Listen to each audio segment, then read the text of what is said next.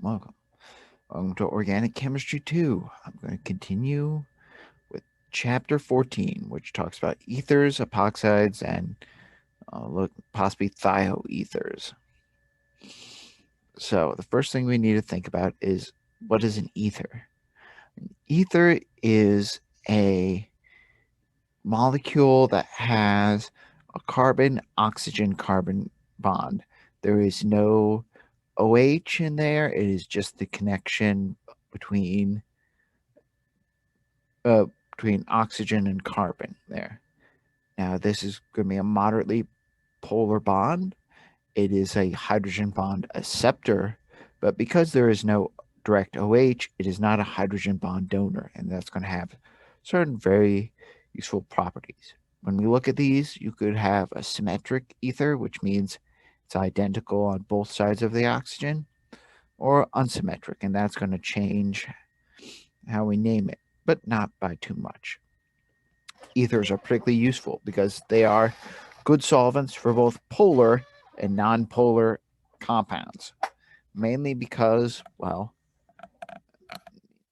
it has all the polarity of the oxygen and being a hydrogen bond acceptor, but none of the problems of it is a hydrogen bond donor. So as long as it's not super short, it has a little bit of both. So it's a very good solvent. This is one of the solvents we typically use when we're dealing with the Grignard reagent. Now, in terms of acidity and basicity, these are very, in hard acids and bases, they're very poorly soluble in ethers. So like small, really highly polar, highly charged acids, not very soluble. Like HF would not really want to dissolve. But soft acids and soft bases are highly soluble, meaning the large,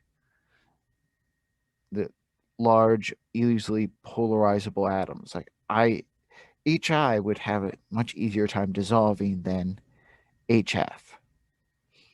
Remember, hard and soft has to do with kind of the size and polarizability of the atoms. Now, alcohols are very reactive with strong bases, but ethers are not very reactive with strong bases. So that's just one advantage we have there, besides obviously the nonpolar solubility. So they're not nearly as reactive as our alcohols. They have a wider range of solubility properties. They're good for the Grignards. But so there's 4 common ethers that we commonly see. Diethyl ether. We have diethyl ether, which has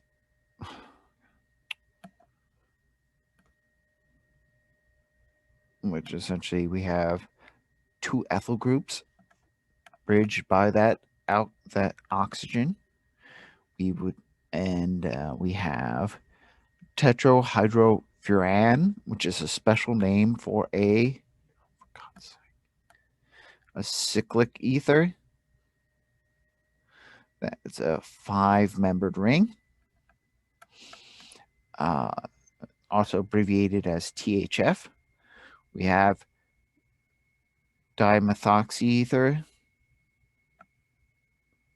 which that was dimethyl ethyl ether. Oh, for God's sake.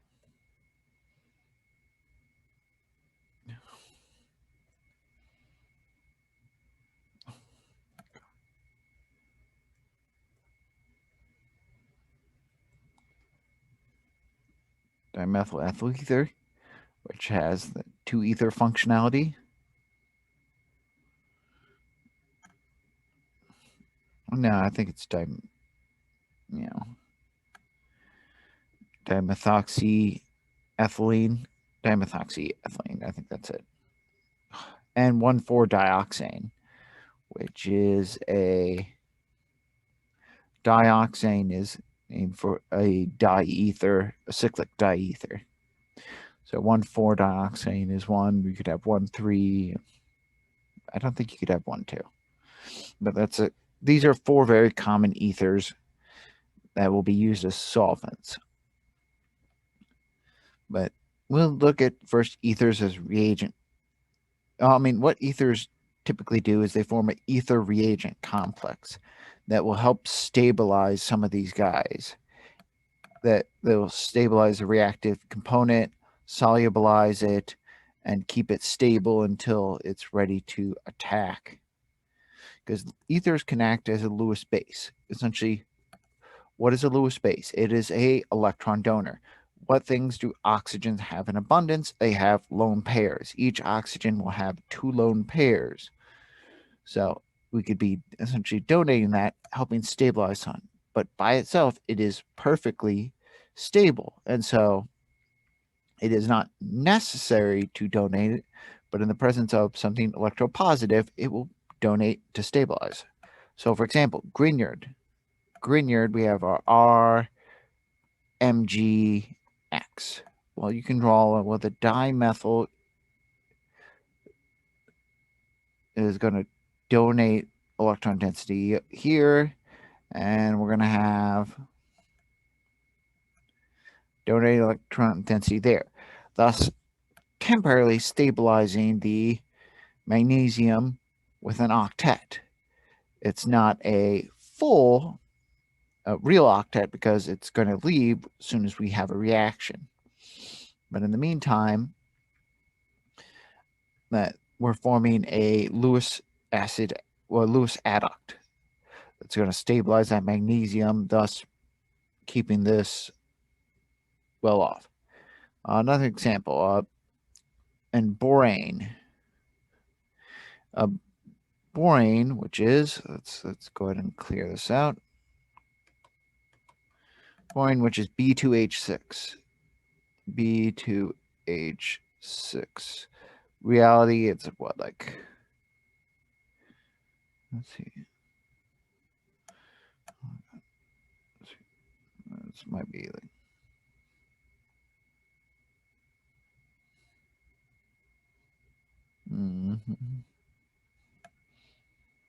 might have some breaching hydrogens, but it looks something like this.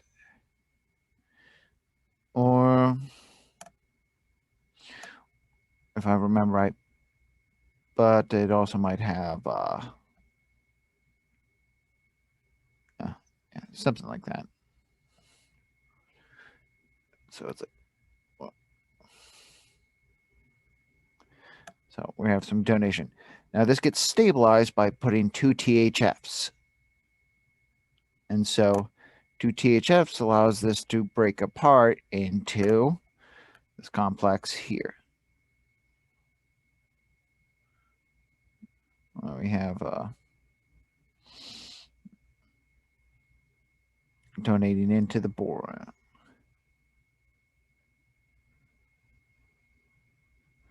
Well, we have a positive charge here, negative charge there. If you put in the formal structure.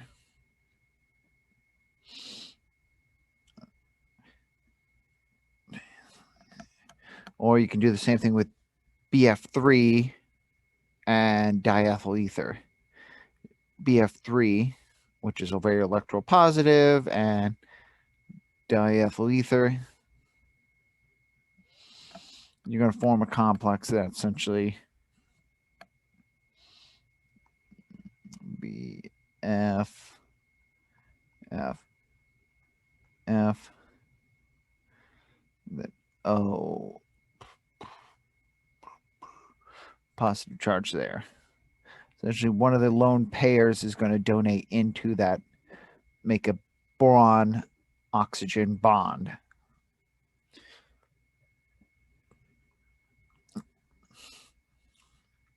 Now, there's a whole other class of ethers we probably won't really look at, but crown ethers will help solubilize many larger compounds by encapsulating cations.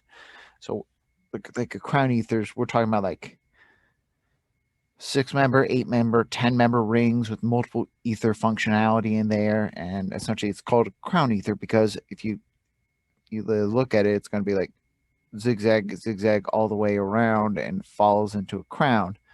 And essentially, the cation is going to be stuck in the center of those. And so, multiple different donation points. All this is just the whole thing.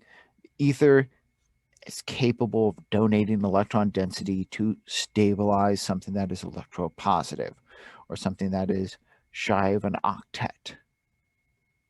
Now, how do we name an ether?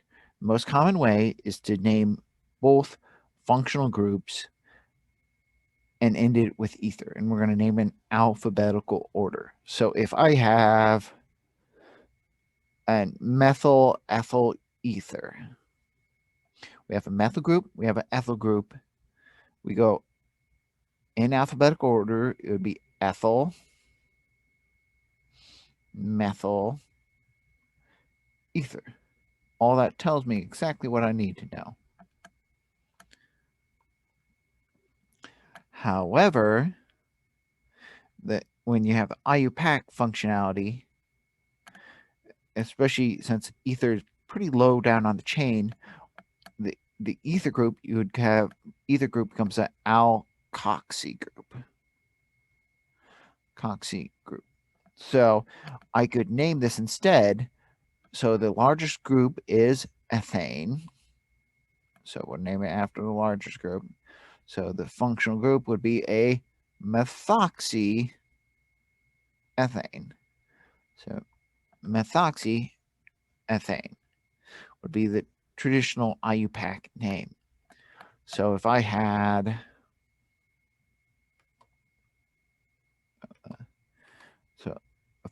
say, I had like say, let's see, cyclohexane, and I put a functionality of, so that's going to be a cyclohexanol.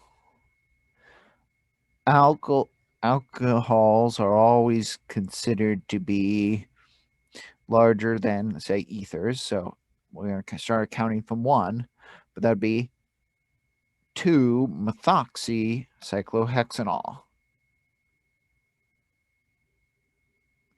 2-methoxy cyclohexanol. Could have ethoxy, butoxy, isobutoxy. Just looking at what functionalities poking off of there.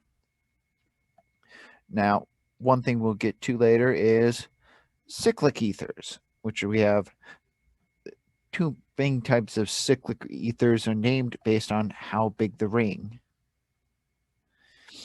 I mean, you have epoxides, which is our 3-member rings. We have oxiranes, which is our, I think, 4-member rings. No. Well, epoxide is a specific type, but oxirane is the basic epoxy group.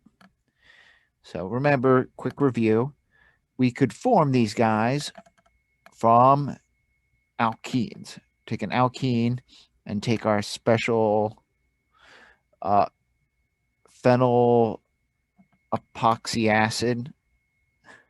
It's a special, just essentially not epoxide, but phenyl peroxy acid. And that this peroxy group is going to generate an epoxide on this ring. We went over this briefly, and it's going to change the peroxy acid into just an acid. Out of room. Well, let me draw.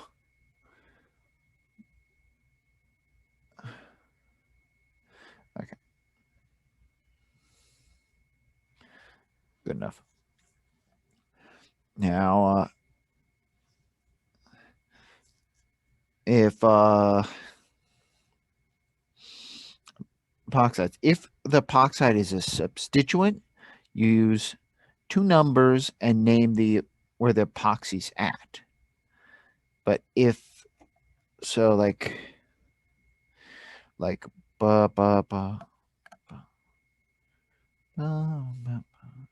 1, 2, 3, 4, 5.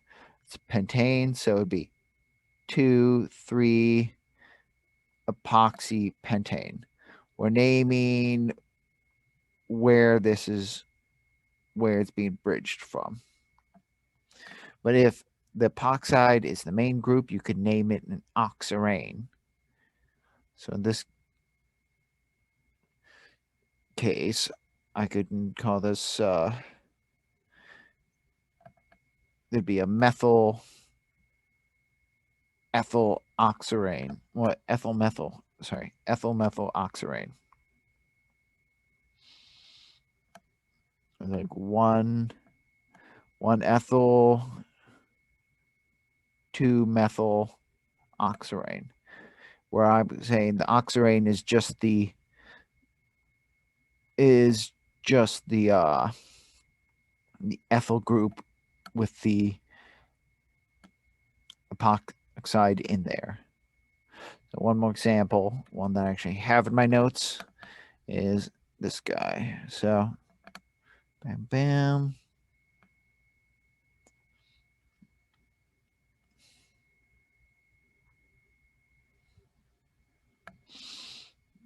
I purposely made this a pain in the butt. So this would be, yeah, so there's a 6-membered group. So we'd have 3, 4 epoxy, because we got 1, 2, 3, 4, 3 methyl hexane.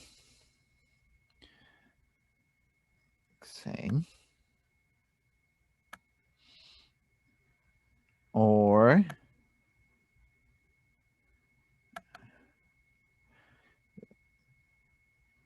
you got this trans.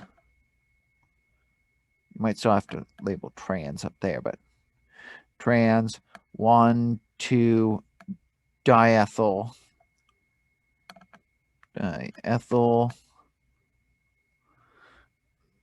meth, like 1 methyl oxirane.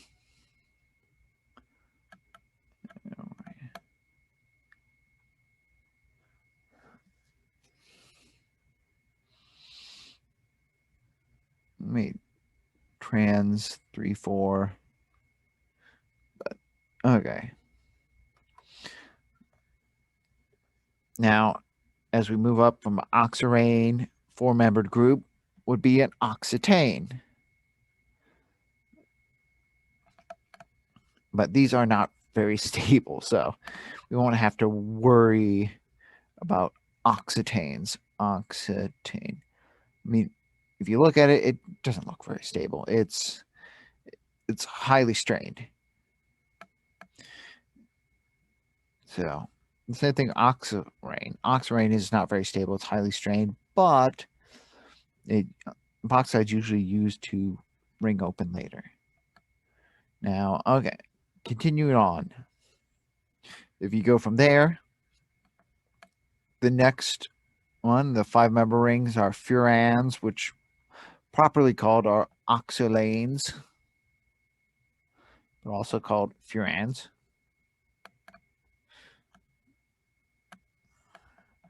There's tetrahydrofuran.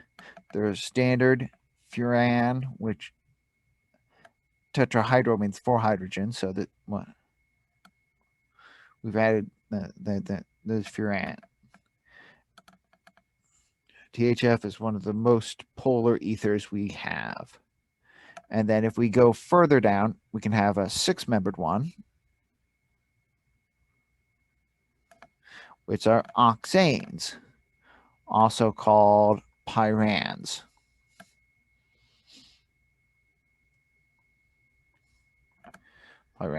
Like, we can have our standard, we could have a tetrahydropyran, like we have, see over there, or a standard pyran right there. Standard pyran on the right, tetrahydropyran on the left.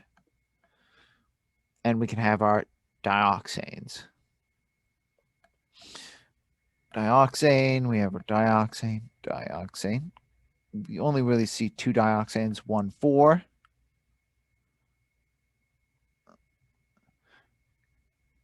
One 4 dioxane and 1,3.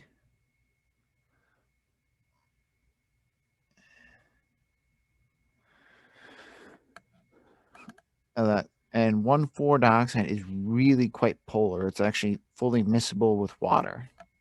Miscible, remember, would mix in all quantities with water. So very good, very polar solvent. And we could have a dioxin. Dioxin, which is like two benzene rings bridged with ethers.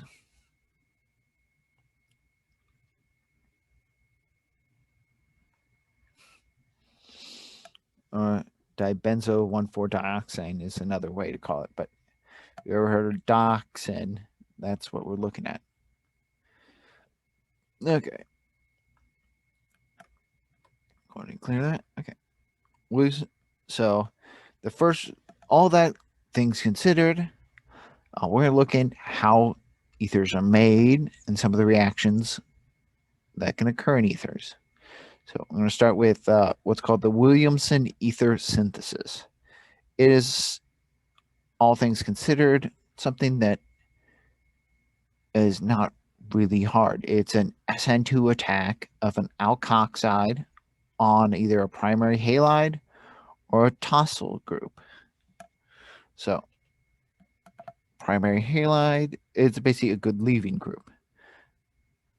So the first thing is to make an alkoxide. You have to remember, what's an alkoxide? It's what happens when you depronate an alcohol. So like say I take this OH, step 1, we add say sodium, which makes our alkoxide. Step 2, we add our ether, your tosyl group. Add that, and so what's going to happen? The alkoxide, the O minus, is going to attack SN2 style from the back, and we're going to kick off the leaving group. So in this case, oh, for God's sake. Oh. So you just make quick ether. You're just snapping two things together. Sound really complicated? Oh, about this ugly thing. Oh. OH. So step 1, we have to use a really powerful depronator. So it doesn't really matter what the alkoxide is. It only matters what the secondary group that is being attacked is. So,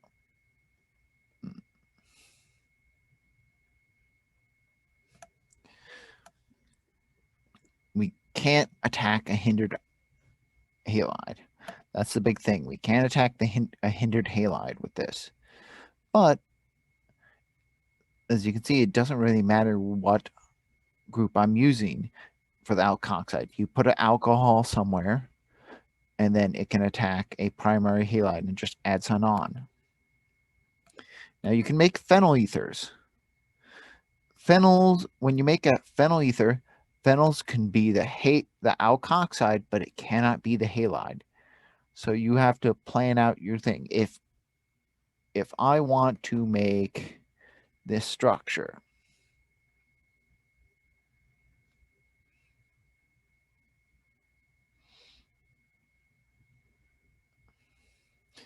I am not going to take methanol and attack phenyl chloride. I'm going to take phenol and attack methyl chloride or methyl iodide. Because in order to do this, we need step 1, we need the phenyl alcohol.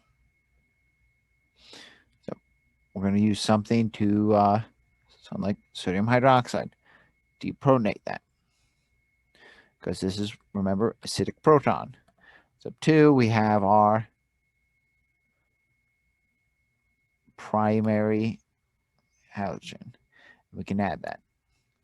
Sodium hydroxide is strong enough to depronate the phenol because phenol is particularly acidic, stabilized by our good friend resonance. So if I did it the other way around, no happening. And now remember we did alkoxy mercuration well, you may not have done that, but alkoxy mercuration demercuration, which is a previous modification on the mercuration demercuration. So instead of using water, which would add an alcohol group, we're going to use an alcohol group, which is going to add in a similar way. So we take an alkene, doesn't really matter the alkene. We use our mercury acetate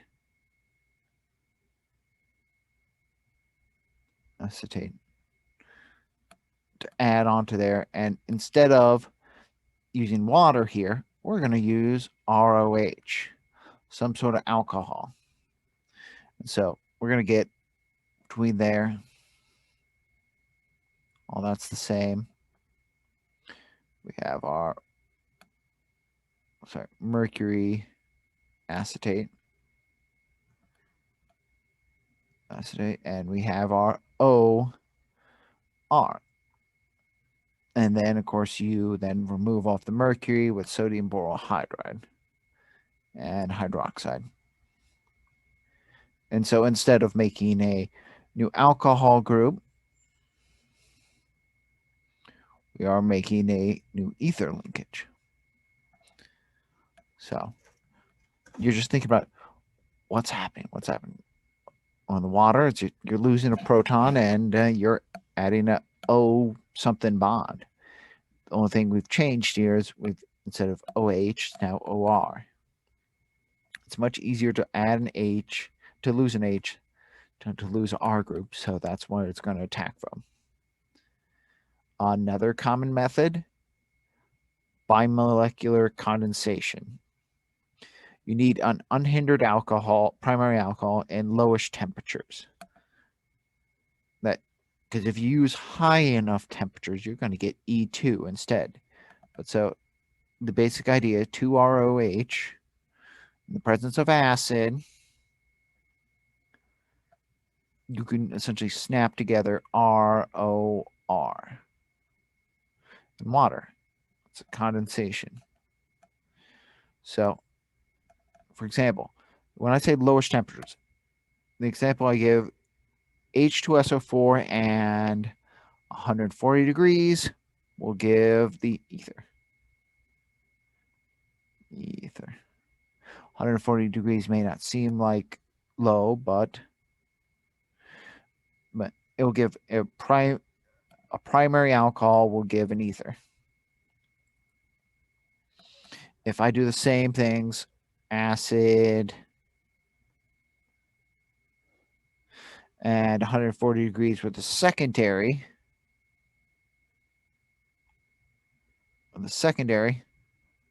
we'll get E2. Cool.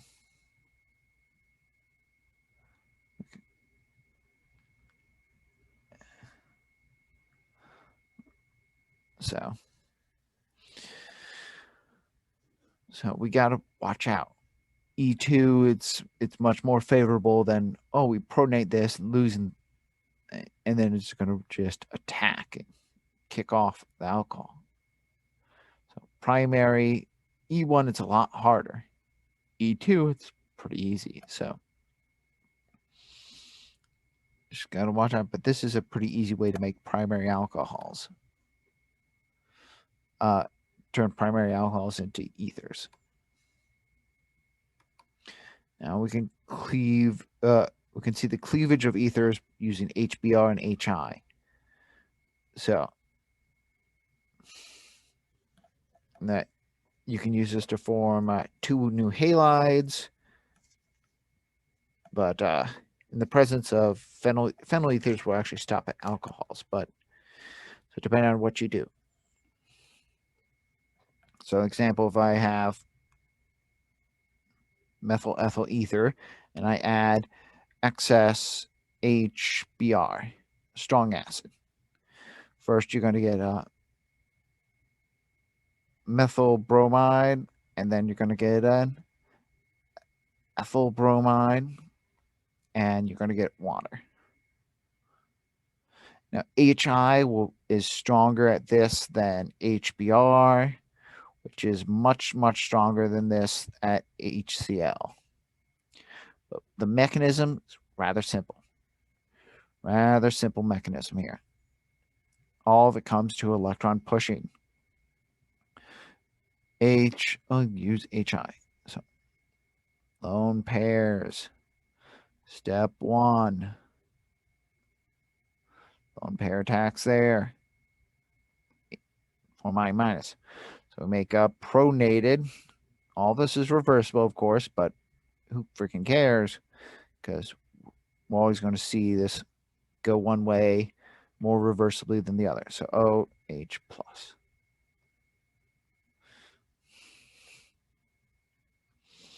Then the halogen can perform SN2 attack. Lone pair goes back with there.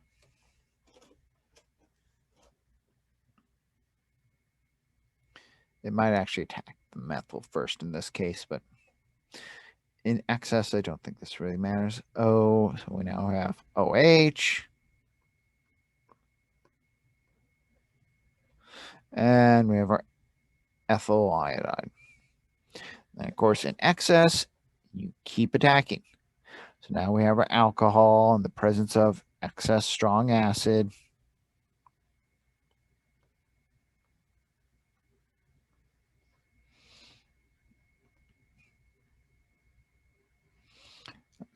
Going to attack again.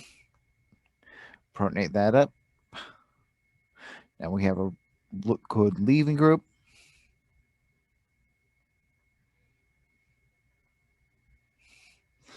And the iodide. Going to attack there. Kick that off. Now I have our final product. Now in the presence of, as I said, phenyl ethers,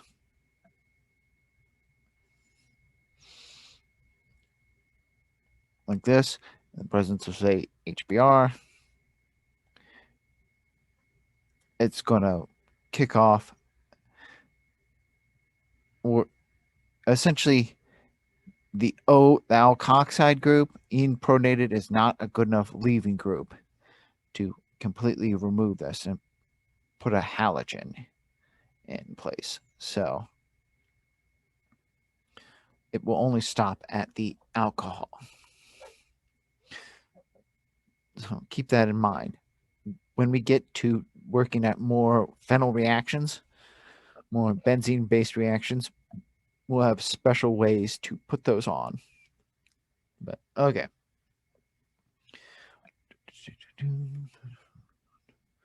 Now there's a whole class of compounds called thioethers and sulfides and cylyl ethers.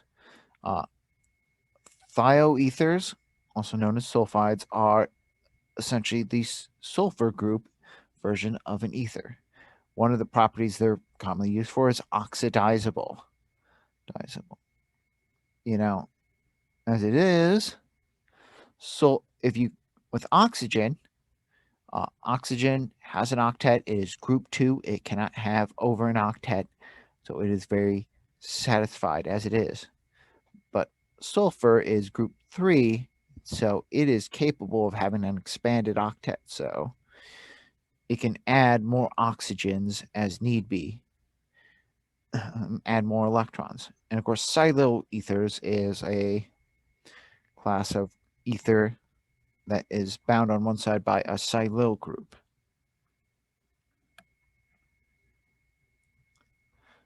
Cylo, remember, is a silicon. It's much like carbon, except maybe not nearly as reactive. And what this is used for is a protecting group. You put this on to shield an alcohol from certain types of reactions, and then you take it off again. So these are good classic condoms. You've seen this thioether in, I think, in ozonalysis. It's used to oxidize off one of the oxygens. Now, when you name a thioether, named either with a sulfide ending or with a alkyl thio group, or the same thing, kind of a alkyl oxy group. So if I had, for example, what, methyl thioethane, or it could be ethyl methyl sulfide. Now you can form these through the Williamson synthesis with the thiol and the alcohol, thiol and the halide. It's a common way. The thiol is actually more acidic than the alcohol. So it's very easy to form a thioxy group. So you'd have a RSH. We use our, like, say, sodium hydroxide, something like that, because it's more acidic. We form our RS minus. It's a much better nucleophile. It can attack primary and secondary halides. So let's put a chloride here and like boom, RS.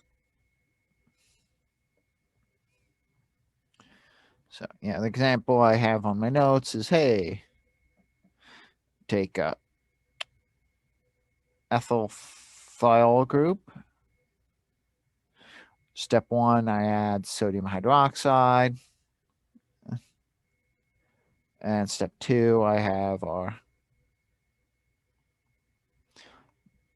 2,2-bromobutane. And what we get is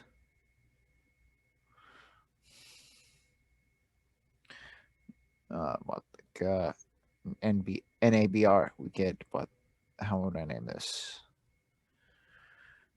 2-ethylthiobutane. As I said, sulfides are much more reactive.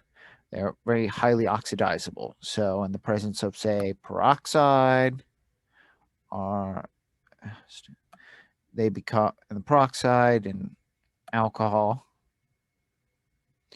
So like, what's one acid, CH3CO2, so acetic acid and peroxide, H2O2. You're going to have RSO, sulfoxide.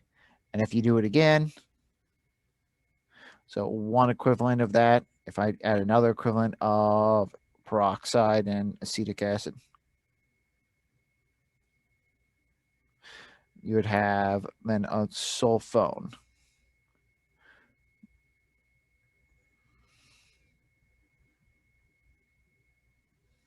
So you got a sulfide, goes to sulfoxide, goes to sulfone.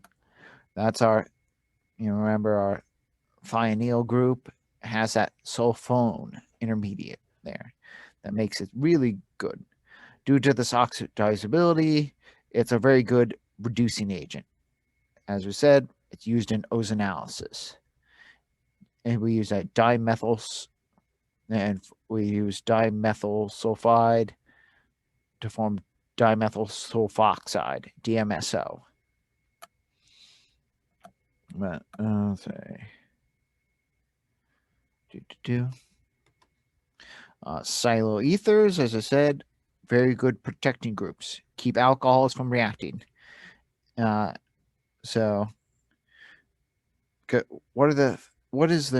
there's couple big things on three big rules of a protecting group. For it to be good, it must be 1, easy to add, 2, protect the group from further modification, and 3, easy to remove again. Because the protecting group is not our final group where you want to put something on to cover something up.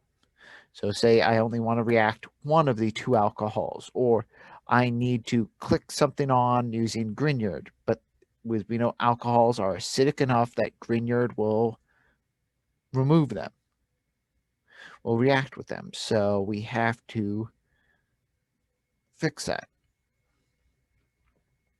So if you just use an ether by itself, an ether is hard to remove. You need a very strong acid to remove an ether. Fluoride will easily remove a silyl group. So if you have fluoride ions, you can easily remove the cylo group. So the common protector you'll see is TIPS, TIPS, which is triisopropyl silochloride. So it's basically adding 3 isopropyl groups and then chloro group. When we do that, it's essentially and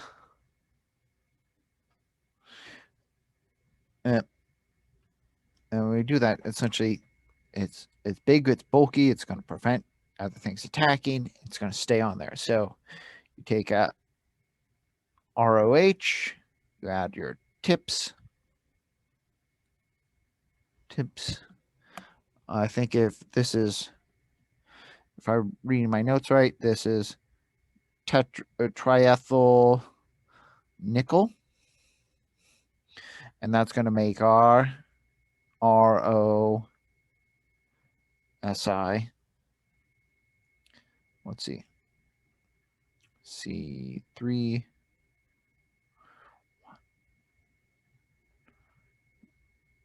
H7 3 C3H7. And then when we're ready to remove it again, we just add our, I think tetrabutyl ammonium fluoride. Tetrabutyl ammonium fluoride, 4N plus F, in the presence of water, and boom, we're back to our alcohol again. And then we have our silicon fluoride, which ain't going nowhere, C3H7. And tetrabutyl ammonium hydroxide.